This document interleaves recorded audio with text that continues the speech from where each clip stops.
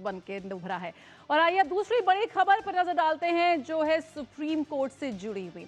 राष्ट्रपति संदर्भ यानी प्रेसिडेंशियल रेफरेंस से जुड़े मामले पर सुनवाई करते हुए आज सुप्रीम कोर्ट ने अगले अपने फैसले को पलट दिया है।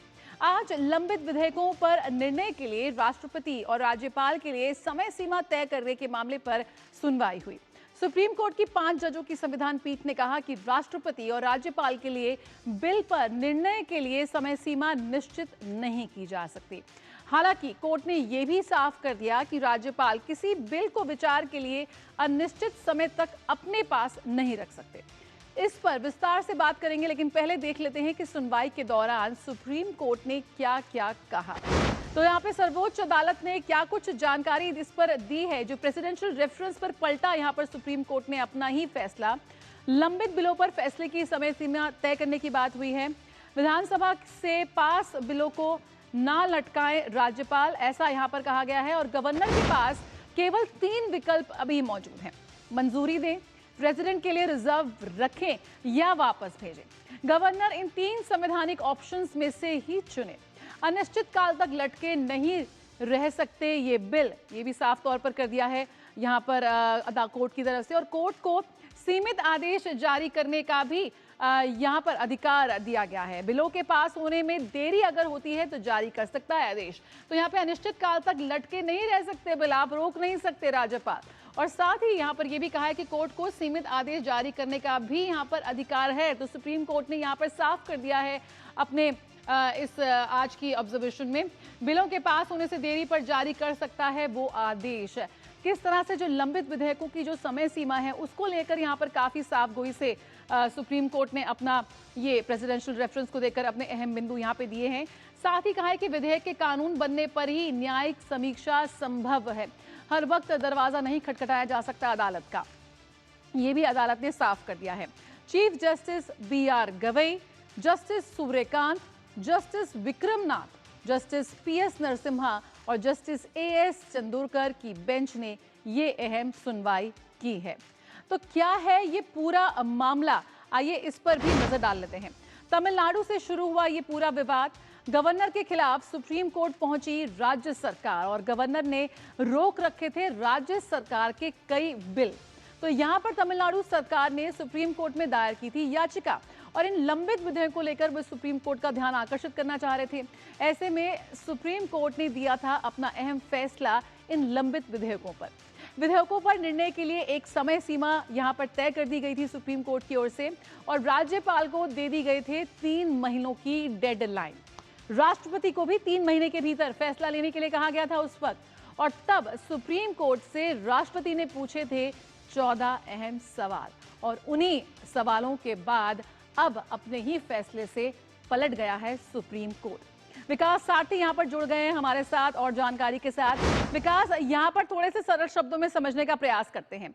जो यहां पर सुप्रीम कोर्ट ने पहले समय सीमा तय की थी राज्यपाल के लिए भी और राष्ट्रपति के लिए भी, यहां पर अपने उस फैसले से पलट गया है सुप्रीम कोर्ट। अब जो नई जानकारी सामने आई है उसके तहत राज्यपाल अपने पास ज्यादा देर तक नहीं रोक सकते, और क्या कुछ अहम बिंदु रहे इसके?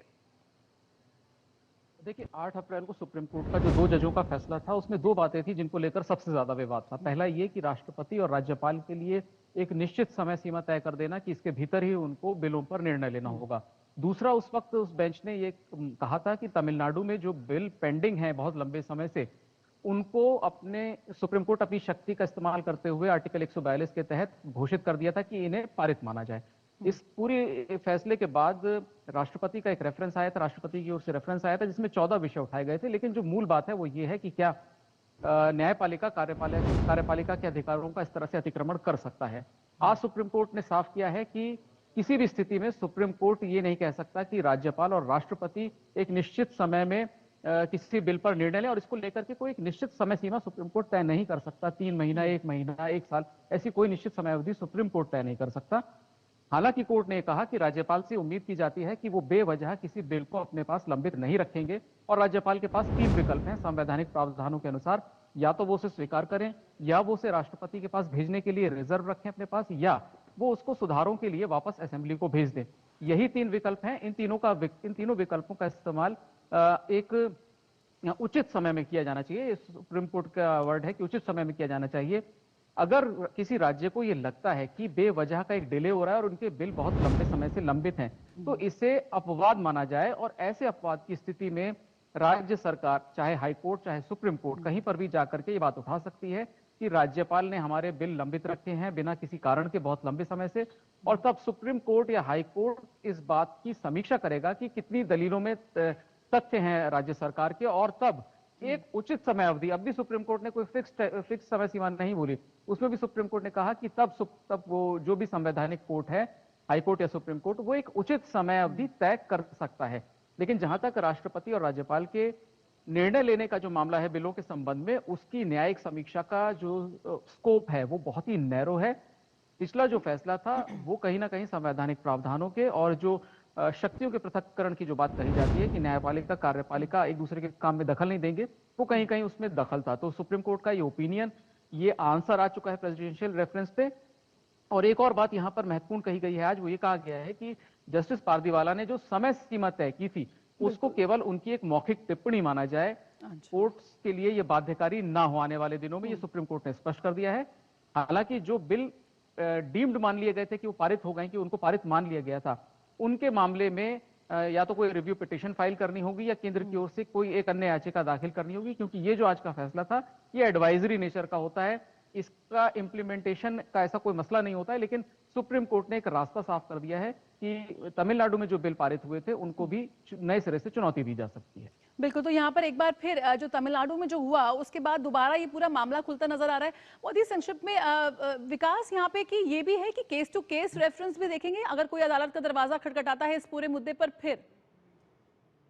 बिल्कुल, कोर्ट ने यही कहा कि अगर डिले की बात किसी राज्य सरकार को लगती है तो वो उस मामले को कोर्ट में ले जाने के लिए स्वतंत्र है। हालांकि उसमें भी राज्यपाल और राष्ट्रपति की जो अधिकार हैं या जो निर्णय वो आर्टिकल 200 और 201 में लेते हैं, उसकी न्यायिक समीक्षा बहुत ही सीमित की जा सकती है, लेकिन की जा सकती है, कोर्ट ने कहा है। लेकिन हर बार ये कह दिया जाए कि राज्यपाल और राष्ट्रपति को हर एक परिस्थिति में 3 महीने में किसी बिल पर निर्णय लेना होगा, इस तरह की समय सीमा करना न्यायपालिका के अधिकारों के दायरे में नहीं आता है। ये सीधे सीधे एग्जीक्यूटिव के अधिकारों में दखल माना जाएगा, और इसीलिए सुप्रीम कोर्ट ने बिल्कुल उल्टा ऑब्जर्वेशंस दिए हैं। जो सुप्रीम कोर्ट की 2 जजों की बेंच ने जो बातें कही थी, सुप्रीम कोर्ट की संविधान पीठ ने राष्ट्रपति के जो संदर्भ था उस पर जो जवाब दिया, उसमें सारी बातें लगभग उस बेंच के जो भी उस बेंच ने बातें कही थी उसके उलट है, सिवाय इसके कि राज्यपाल को निर्णय लेना चाहिए, बेवजह पेंडेंसी नहीं होनी चाहिए, लेकिन इसमें भी न्यायिक समीक्षा का दायरा बहुत सीमित है। बिल्कुल, बहुत बहुत शुक्रिया विकास सारथी इस जानकारी के साथ जुड़ने के लिए। तो यहाँ पे प्रेसिडेंशियल रेफरेंस के तहत जो 14 सवाल यहाँ पर प्रेसिडेंट ने पूछे थे अदालत से, उसको लेकर बहुत ही अहम ऑब्जर्वेशन यहाँ पर सामने आया है सुप्रीम कोर्ट का।